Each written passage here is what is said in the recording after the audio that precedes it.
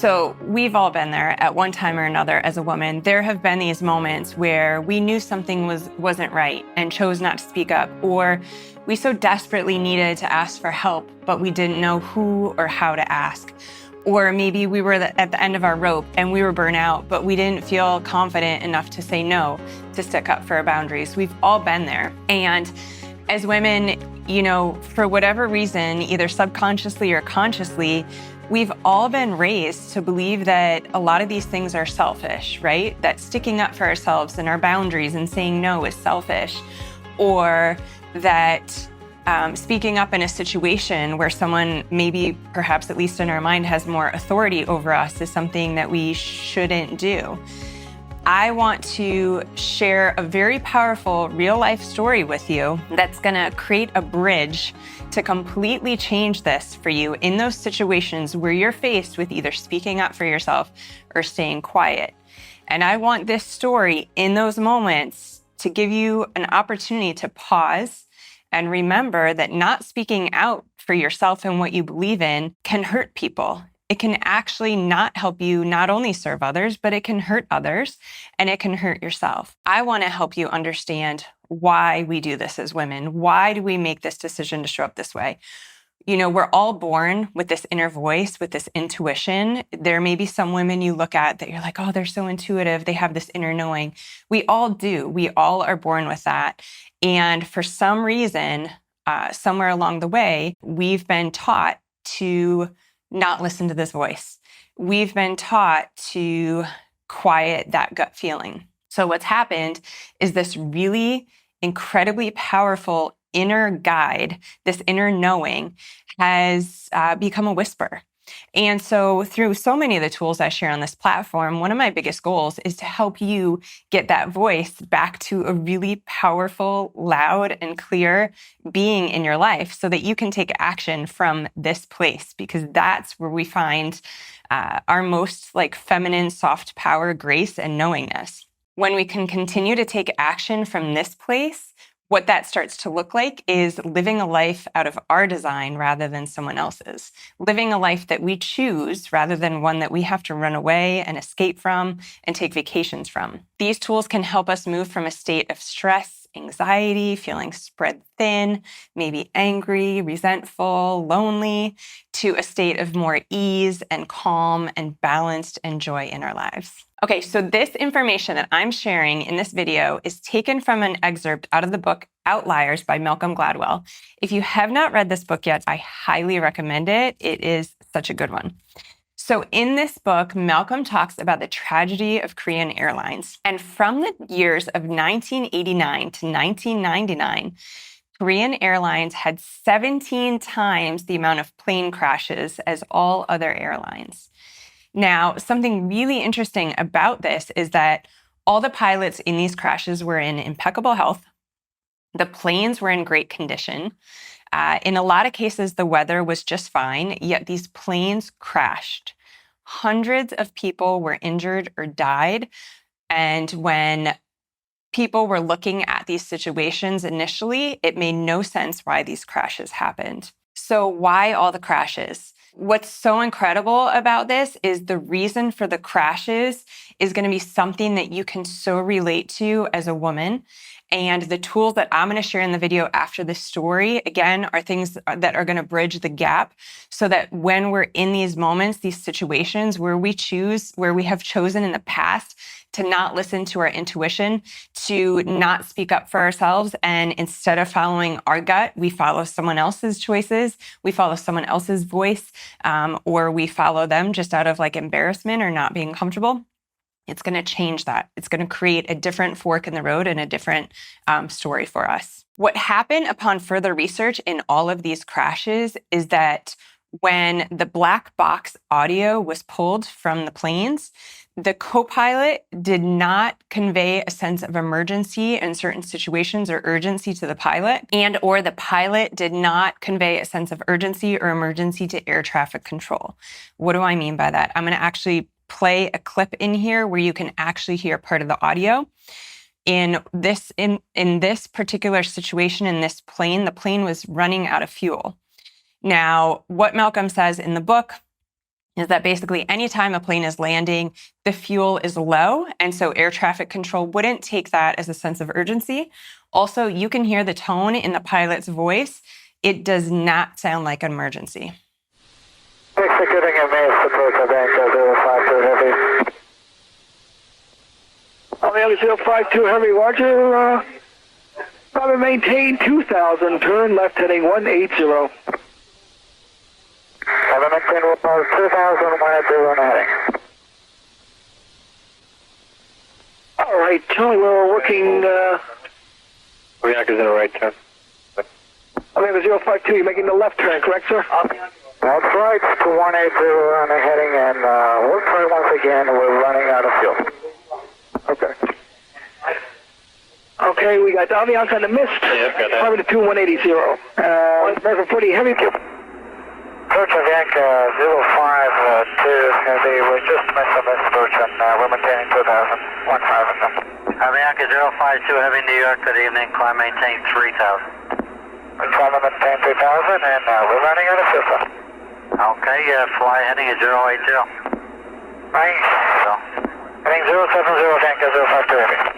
And Avianca 052 Heavy, I'm going to bring you about 15 miles northeast and then turn you back home for the approach.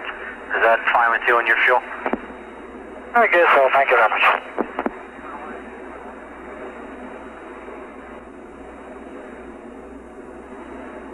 Avianca 052, we just lost 2 engines and we need the priority, please.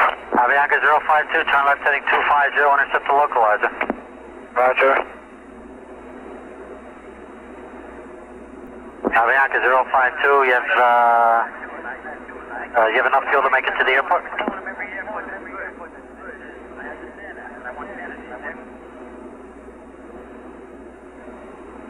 Avianca 052, New York.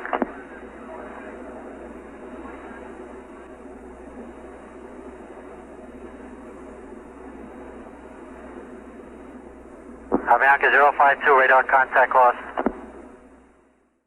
Okay, why was this? Why was this a common thread in the Korean Airlines, and how does this apply to our life as women? In Malcolm's book, he points to Hofstede's cultural dimensions theory. Hofstede was a Dutch psychologist that worked for IBM, and he wanted to create a system for understanding different cultures' style of communication so that we could better communicate with one another. In this theory, Hofstede pointed to 6 different reasons why cultures would communicate differently, impacting how these societies function.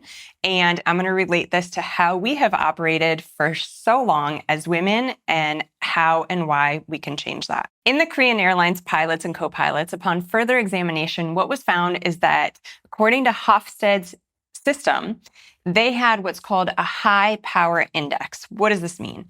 This appears in cultures when there's a large area of discrepancy between an authority figure and the rest of the culture and the ability to speak up against that authority figure. For instance, in a culture like this, probably if this is the authority figure and this is the rest of the population, in a parent-child relationship, the child would absolutely not talk back to the parents. The child would absolutely not question the parents. In a career example, if a boss has a concept or an idea and perhaps an employee has, maybe a challenge or a thought or maybe a different way to think of things that they want to bring to the table, in a culture with a large power index, this would not happen. So in the Korean Airlines co-pilots and pilots, there was a large power index woven into their culture and communication style that 100% impacted their ability to create a sense of urgency and emergency and to speak up to who they saw as their authority figures, which resulted in hundreds of injury and hundreds of loss of lives. Now, I want to keep bringing this story back and apply it to your life as a woman and our ability to speak up for ourselves. Because again, like I said at the beginning, I do feel that in our culture as women, for whatever reason, we are probably subconsciously taught not to speak up for ourselves, to use what the pilots also used, something called mitigated speech. It's speech that downplays the urgency of an event. So how many times have you as a woman perhaps felt like you need a rest or you're tired or you just so badly want to say no to this event or this this obligation because you so badly need rest. But instead of speaking up for yourself and saying no, we either downplay how we actually feel with mitigated speech, or we say nothing at all. It's not serving us. It's not helping us help the people around us, and it's hurting us. And when we hurt ourselves, we hurt everyone around us because we are natural empaths and caretakers. And if we're not good, we can't take care of everybody else. Okay, so now one of the craziest parts of this story is how they actually changed this and brought Korean Airlines to one of the best airlines out there as far as safety goes. And this is something I really, really want you to pay attention to and listen to, because we can really start to apply this to our lives. Okay, so what they did is, so from 1989 to 99, they had 17 times the amount of plane crashes. Remember that. So in the year 2000, they brought in an outsider to help retrain their team and look at other tools for turning things around. They brought in a guy from Delta named David Greenberg, and they put him in charge of flight operations. So David essentially did two things, and these are really, really interesting things. Okay, so he did two things, and it's like the second one that I really want you to tune into as a woman. So the first thing he did was he had all these pilots learn, if they didn't already know it, and adopt English as their primary speaking language when they were on the airplane. So he had this theory that if they brought in a language that had more of a cultural norm of speaking out against authority, if you felt something wasn't going right, think about like JFK, right? Think about like New York and the pilots there and the culture they're raised under, where maybe it might be looked at as, what's the word I'm looking for? Like really outspoken or rude. Like JFK pilots were not hesitating to say what they needed when it came to keeping their plane safe and talking to air traffic control. So he felt that if these pilots could adopt a language where this were more the cultural norm, where there was a smaller power index, that they'd feel more comfortable doing so. The second thing he did, the second reason that he wanted them to all use English, this is the big one, is he wanted them to adopt an alter ego. And he wanted them to ground themselves in this alter ego so that if they weren't comfortable being themselves and speaking out, they could switch into this alter ego, speak English, and feel that they had more the authority to speak out. So I want you to establish an alter ego. I want you to start to figure out who this person is that would have the ability to speak out for what she needs. Now, I'm going to link one of my recent videos below, and it's about the good wolf and the evil wolf, or the ego and the higher self that we all have inside of us. And it's about which one are we going to feed. And so what I want you to start to do is I want you to start to feed this alter ego, right? So what I actually encourage you to do is name her. Create a visual for her. I have a friend that when she has to go into meetings or situations where she needs to be powerful, she calls herself Sasha Fierce. And so she goes in and she's like, I'm going to Sasha Fierce this meeting. So what is that alter ego that you need to start to think on, that you need to start to feed and nourish and feel like, so that you can access her in these situations? This is one of the big things I also do personally in my magical mornings. When I'm sitting in meditation, I sit and become familiar with the feeling that I want to feel throughout the day and who I need to be in order to show up that way. This is also how I manifest and how a lot of people out there teaching manifestation and creating the life of your dreams. It's about creating the feeling that you would feel when you achieve that thing, right? So create the feeling that you want to feel when you walk into that meeting and stick up for yourself. Create the feeling that you want to feel when you're in that situation where you would normally hold back and close off, but you want to speak out. What would that feel like? Create that feeling inside and start to be that person. A lot of it also comes down to body language. There's a great TED Talk on this. I'll link it below if I can find it. But body language dictates so much of how we show up in the world. And so we can have a certain feeling and our body language will portray that, right? So like sad, disappointed, let down. We can also use our body language in the reverse. So we can start with body language to create a feeling. So when you go into a situation where you would normally start to get quiet, start to observe, watch, and feel what your body would normally do in this situation. It would probably normally close off.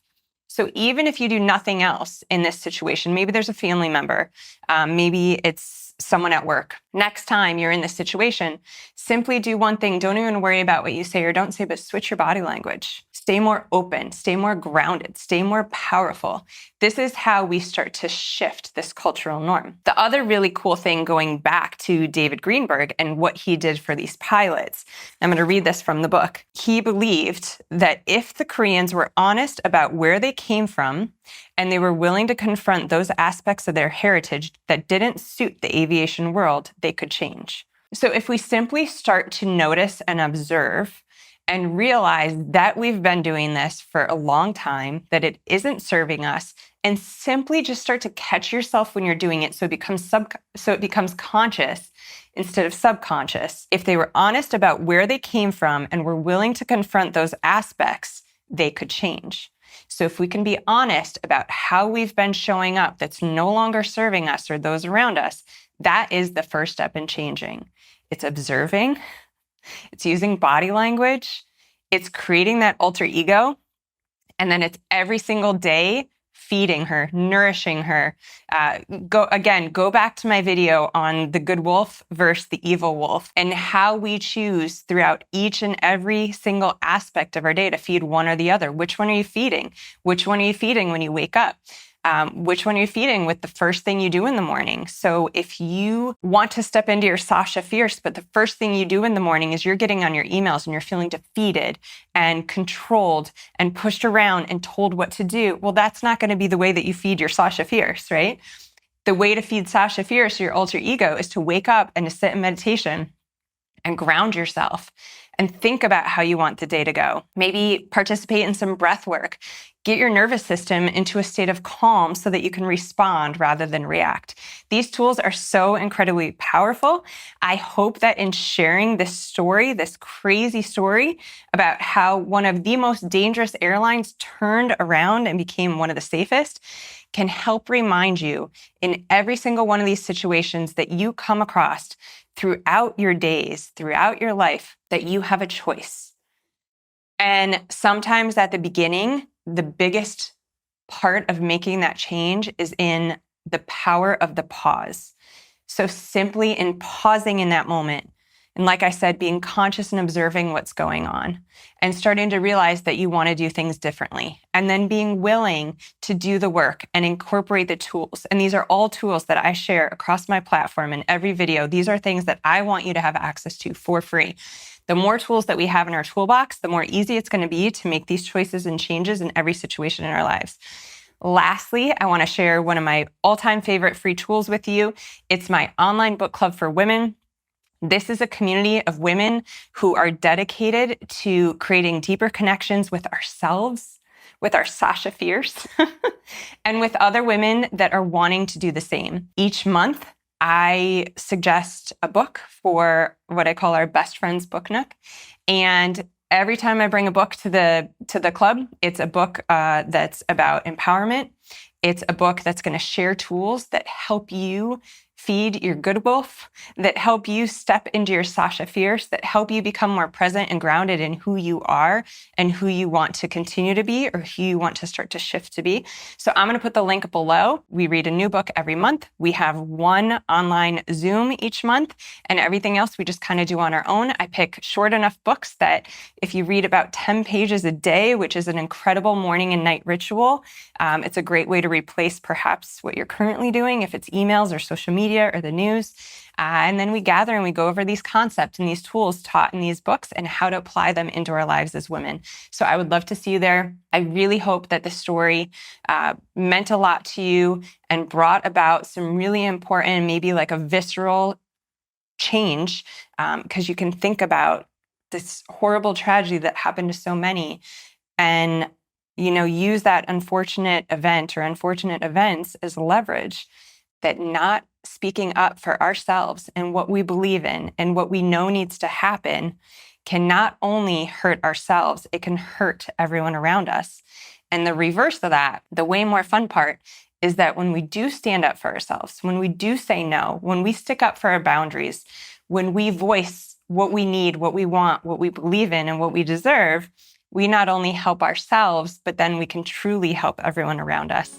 I hope you enjoyed this video. As always, I love hearing your comments, so go ahead and put them below. If you have any questions, go ahead and put those down below as well.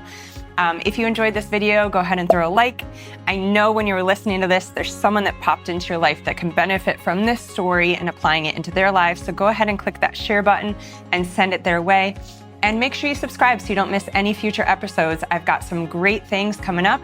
Again, we'll always continue to share some easy, free tools for the busy woman to apply at any time in her lives. Thank you so much. I'll see you soon.